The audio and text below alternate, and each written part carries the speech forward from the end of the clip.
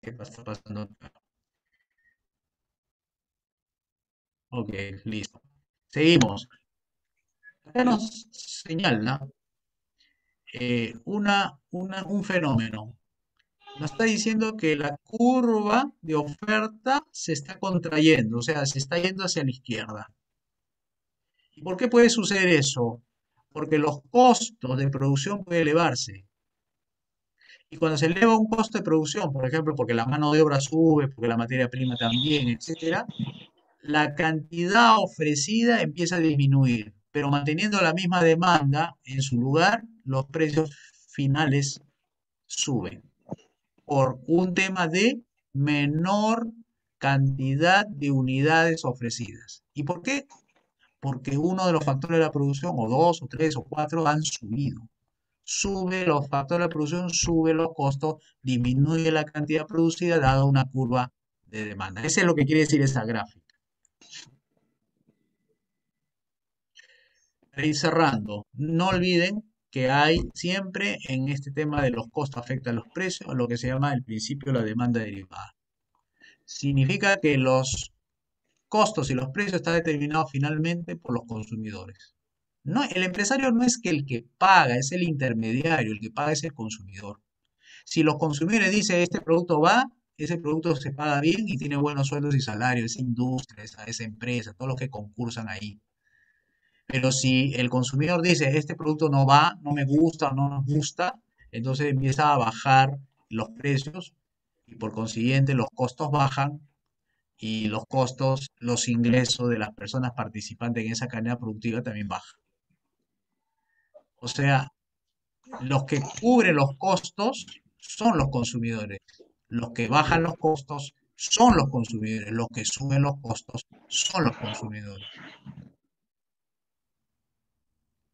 Y en penúltimo lugar, no olvidar que también a toda producción tiene su costo de oportunidad. El que produce chompa deja de producir mantequilla, el que produce mantequilla deja de producir servicio de enseñanza. O sea, todos nos derivamos siempre de una acción que dejamos de hacer, un potencial que se deja de producir.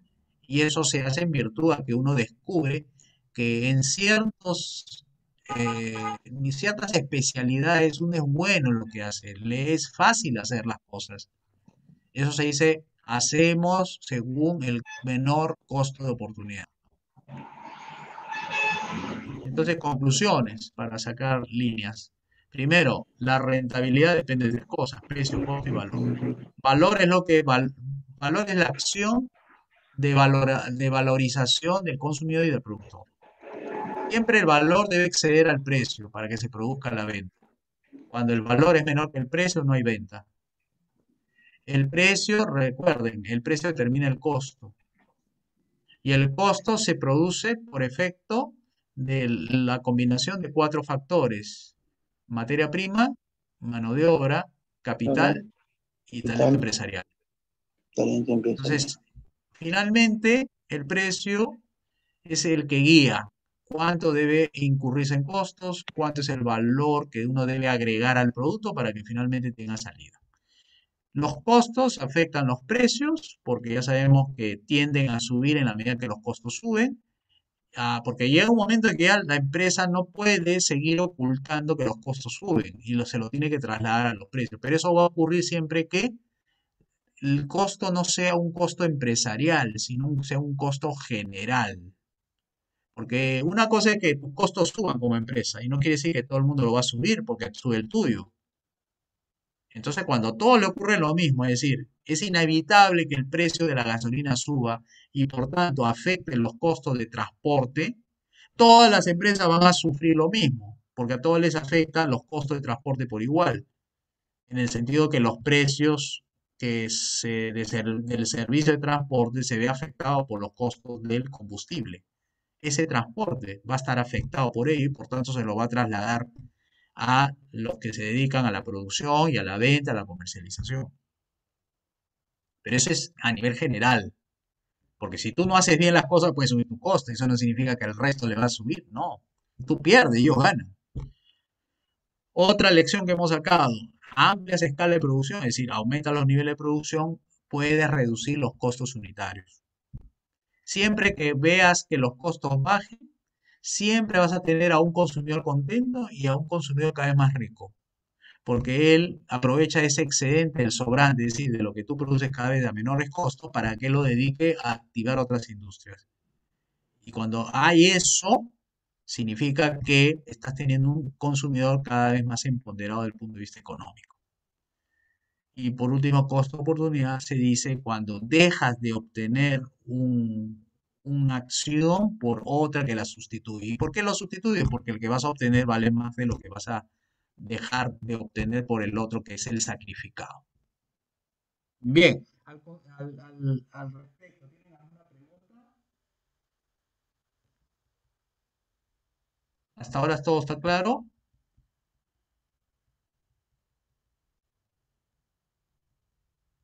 ¿Está bien? ¿Podemos pasar a otro tema?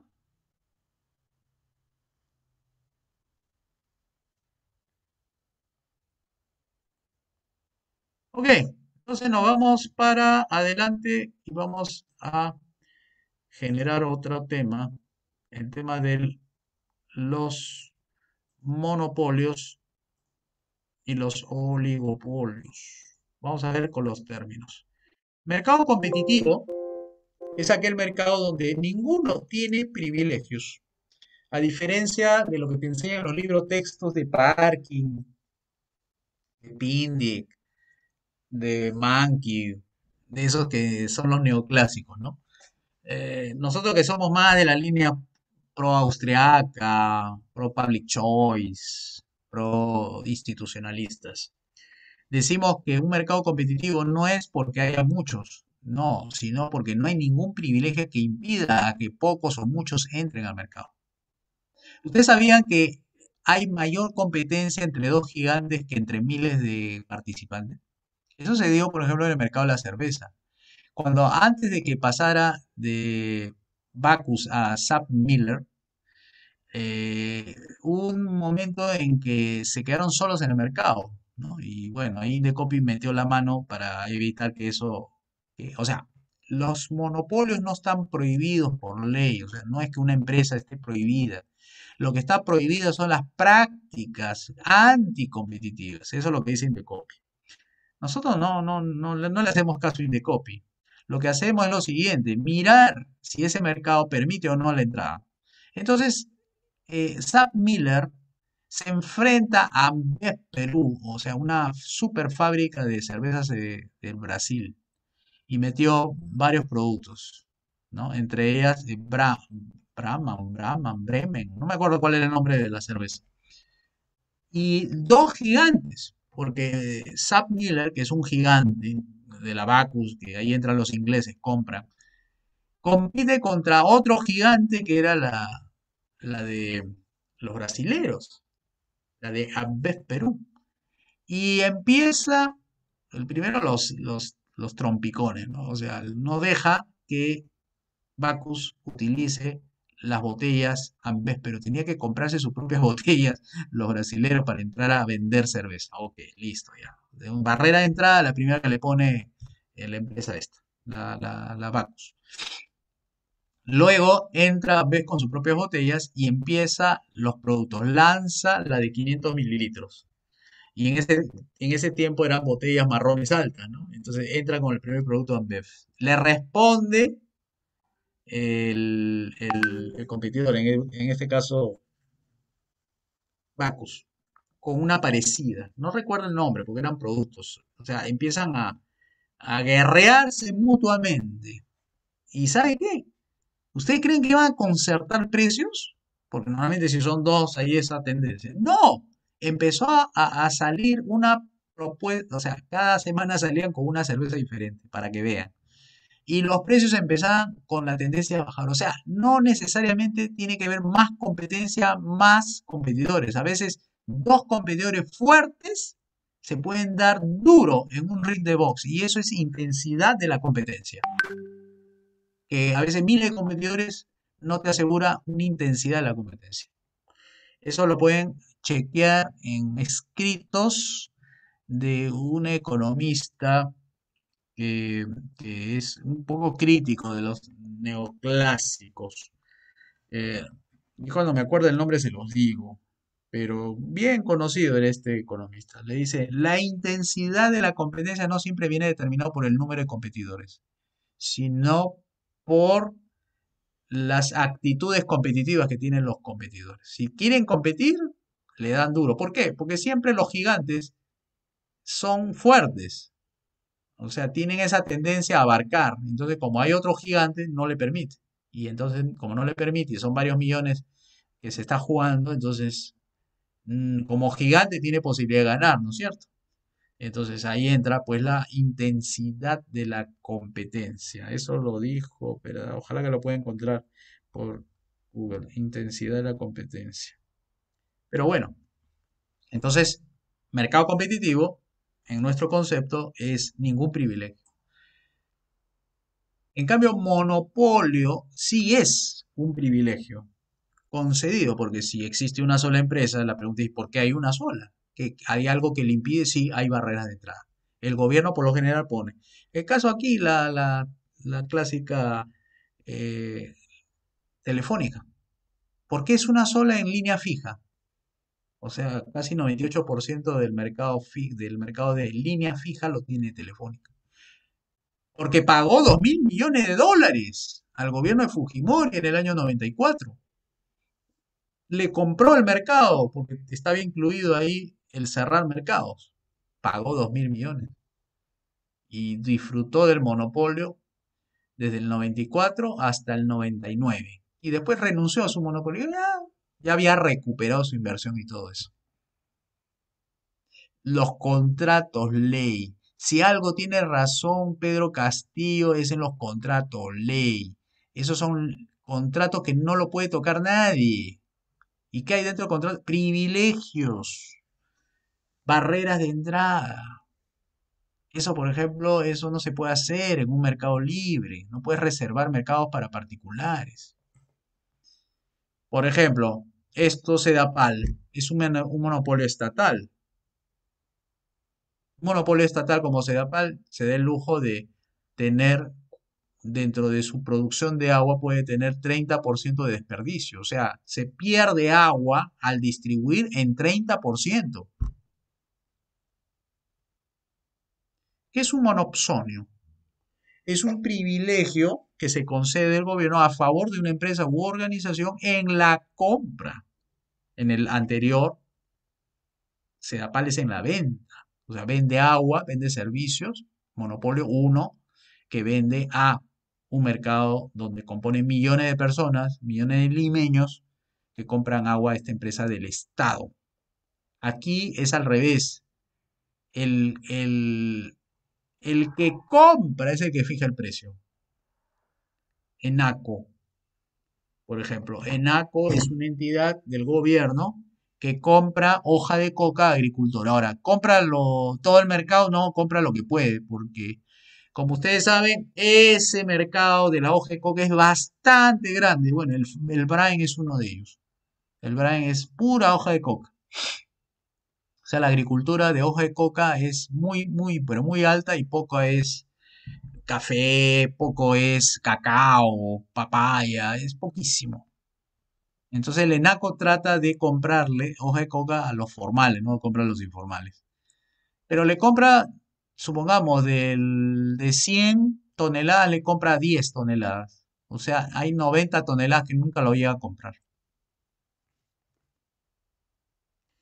Es oligopolio, otro tipo de privilegio. Pero aquí se le concede a un grupo de empresas que sacan provecho de ese tipo de mercado donde cierran para que no entren más. Bueno, ¿cuál es ese? Ahí tienen las 4 AFPs. Los bancos también podrían estar, ¿no? Dentro, ¿no? Los bancos que están en el mercado peruano. Son 16 bancos.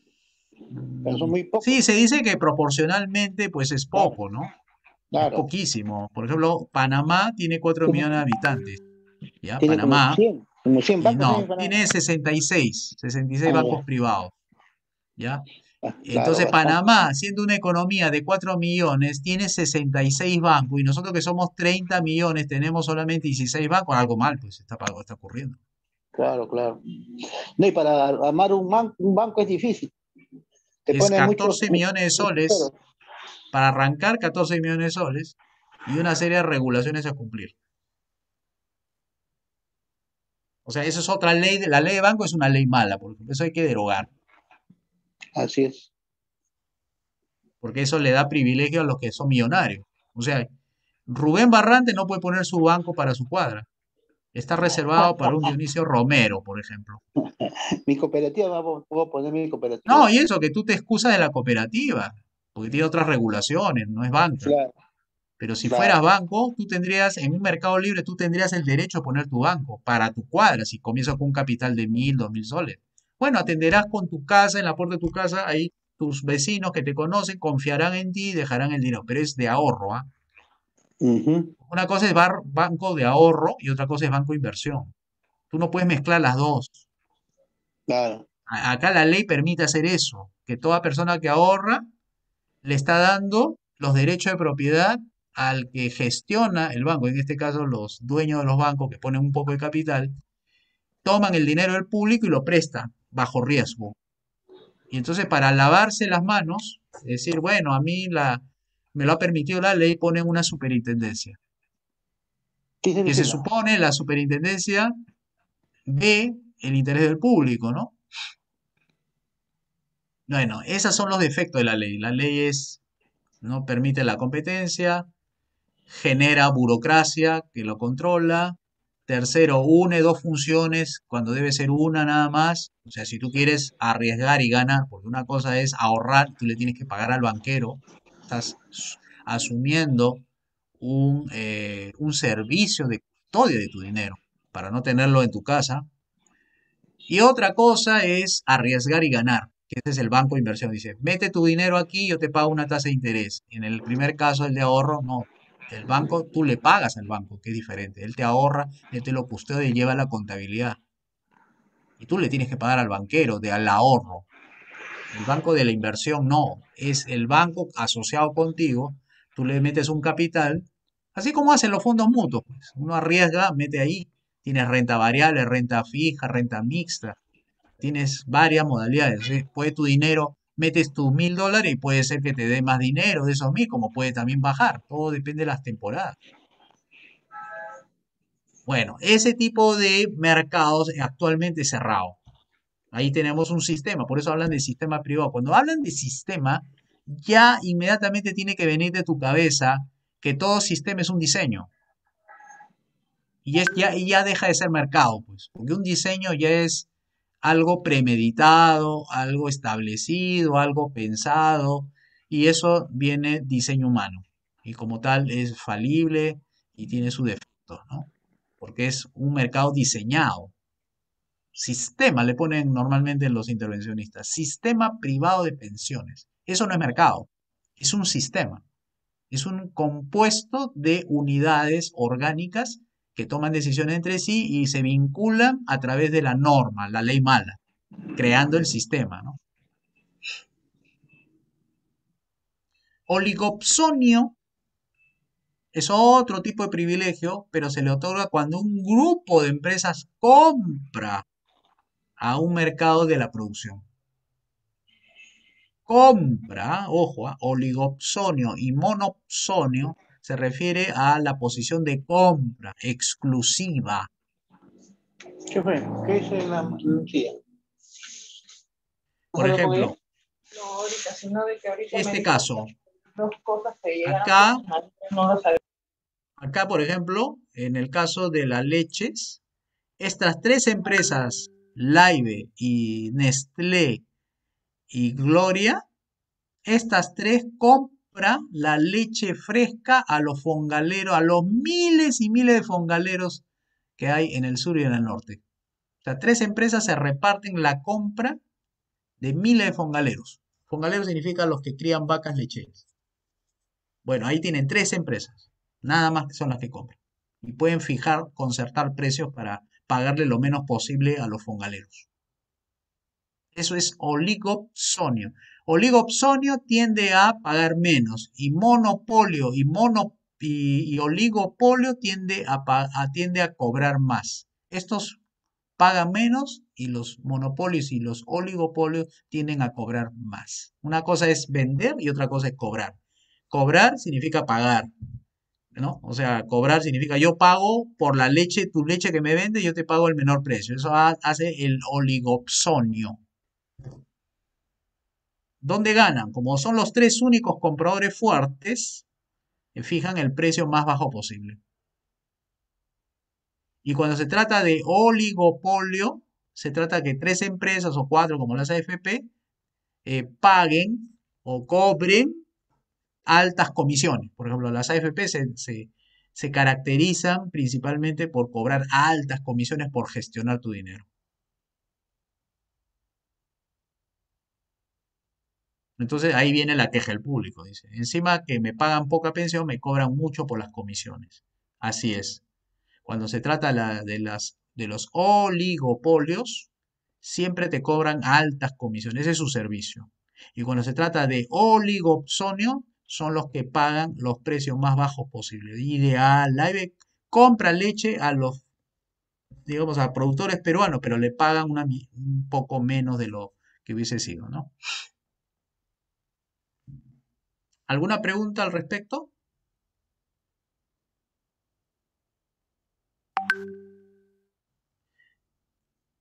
Entonces, ¿cuál es la curva de monopolio? Sí, por aquí está.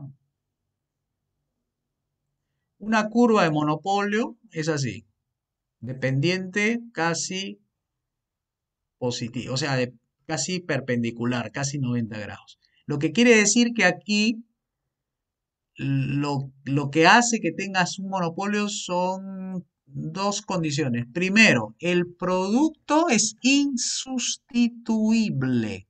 ¿Qué cosa es monopolio? Por ejemplo, que es que alguien pueda, que una empresa pueda tener ese poder económico de ofrecer. Primero, que el producto tiene que ser insustituible, es decir, no hay forma de sustituirlo por otro producto. Por ejemplo, agua. No hay sustituto del agua. Energía eléctrica. Buscan sustituto de energía eléctrica. No hay. Y así, ¿no? En el agua, en la luz, en el teléfono. Sustituto del teléfono. Bueno, fijo ya, bueno, el celular ya. Entonces, como no tiene sustituto, entonces están como dentro de un mercado que no tiene capacidad de elegir. Simplemente es el producto. Hay medicinas, por ejemplo, que son insustituibles. Entonces, ¿qué haces ahí? Bueno, encima que es insustituible el producto, tampoco hay capacidad de elegir otro competidor. Entonces cierras mercados para que se produzca esa posibilidad de no sustituir. Porque si tú cierras mercado para el pan, por ejemplo, a ver, supongamos que le des todo el mercado del pan a Bimbo. Ahora la pregunta es, ¿insustituible el pan o se puede sustituir por otros productos? Por eso que hay ciertos productos que no pueden ser por más que cierres mercados, porque la gente, ya, o sea, cierra mercado, bueno, de pan no solamente vive el hombre. Bueno, agarra y busca un sustituto, busca galletas, busca otro tipo de productos que reemplace el pan, el panetón, qué sé yo. Bueno, ahí tienen un ejemplo. No cumple el criterio de que cualquier producto puede ser usado como un mercado cerrado para fines monopólicos. Entonces, ¿qué hacen los monopolios? Su tendencia es subir precios y disminuir producción. Esa es la característica normal del comportamiento de una empresa monopolística. Esas son lo que Indecopi llama prácticas anticompetitivas. ¿Cuál es? Subir precios y bajar producción. Porque gana más así.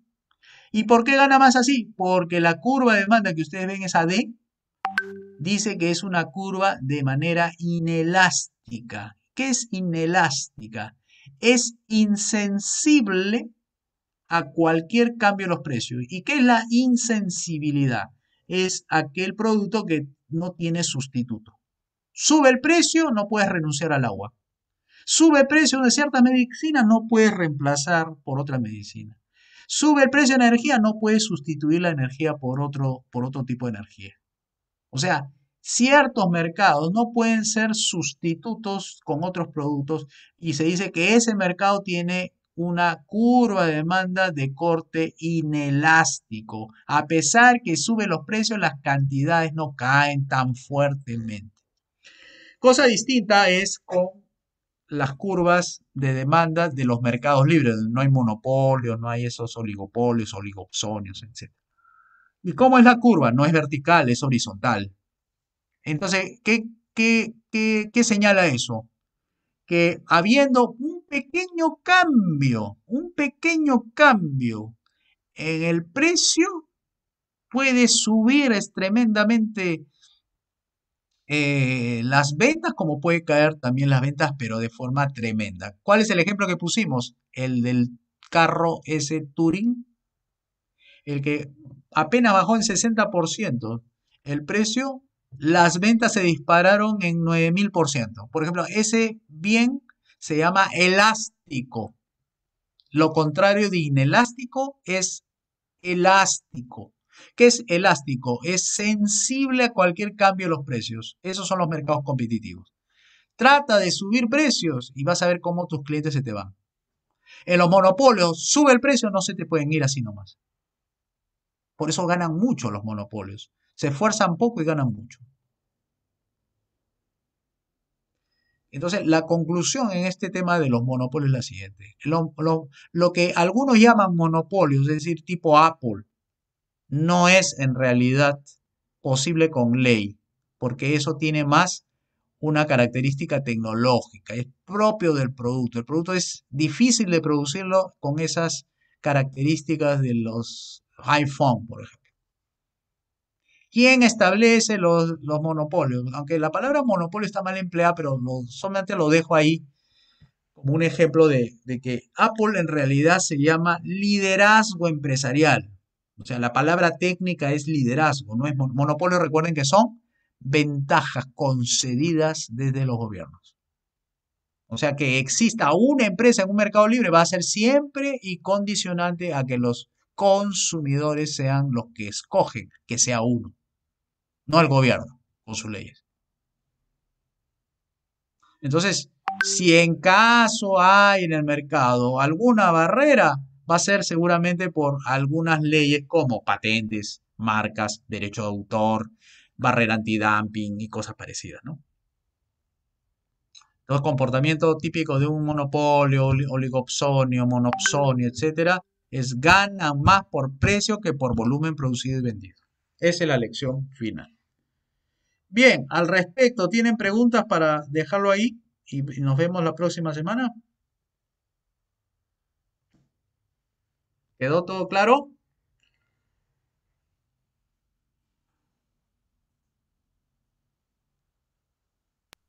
Parece ¿Nos que sí. despedimos? Ya. Ya, entonces Entonces, nos quedamos acá en oligopolio, monopolio, monosomio. sí, ya la próxima semana entraremos con los factores de la producción. Ya hablaremos del mercado de los recursos naturales, del mercado de la mano de obra, del mercado del capital y el mercado del talento empresarial. Cuando lleguemos ahí, terminamos la primera parte del curso, Ya, ya. porque la Ya, otra profe, no se parte ya es olvide. la más política, ¿no? La otra parte es la Ya, más política. ya, ya. Profe, no se olvide de mandarnos la Sí, grabación. sí, voy a ver, ¿Ya? como se ha colgado varias veces, vamos a ver cuántos archivos hay, ¿ya? Ah, ya. Listo. Ya, profesor. Listo, Está bien. adiós, que tengan un buen día. De igual manera, profesor, cuídese mucho. Cuídense Hasta luego. todos, hasta prontito.